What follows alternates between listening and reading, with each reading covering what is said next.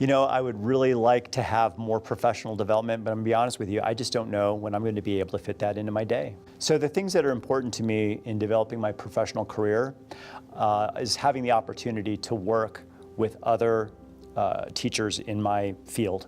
I feel like I would really benefit from collaborating with other expert educators and to learn and to grow from their ideas. Even though I have prescribed professional development before to educators, I completely understand. I mean, I think that educators want control over their own destiny, right, and want to choose, just really like our students do, the things that they pursue in professional learning.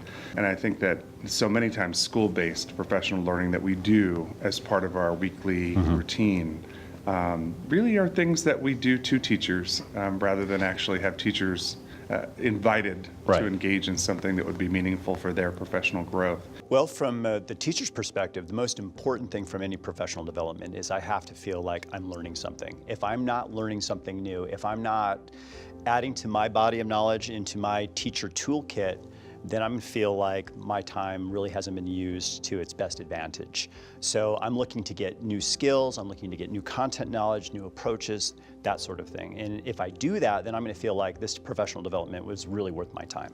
I think that we see a big difference in the kinds of opportunities that teachers pursue on their own that are chosen by them, that they really dive into out of a sheer interest of developing their professional practice. The ideal would be to have instant access to the professional development, but also be able to collaborate on the same platform so that I can have my on-demand professional development, but also have the opportunity to collaborate.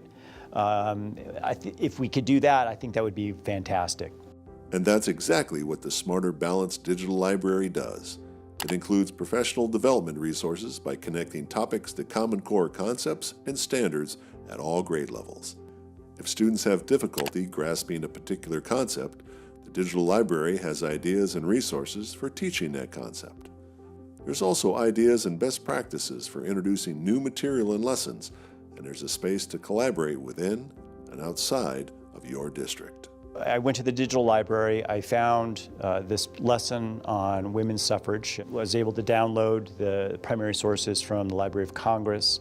And then I wanted to have some kind of fresh ideas about how I can present this lesson in a new way. So I went to the professional development section and started looking at some various presentations on primary source document analysis and was able to create this lesson. The professional development tool that I used for this lesson walked me through the way in which to approach using primary source documents in the classroom, why we use them, the benefits of using them, and it just gave me some greater insights as to why use of primary source documents are so critical for the development of students in terms of their critical thinking and their analysis and those sorts of things.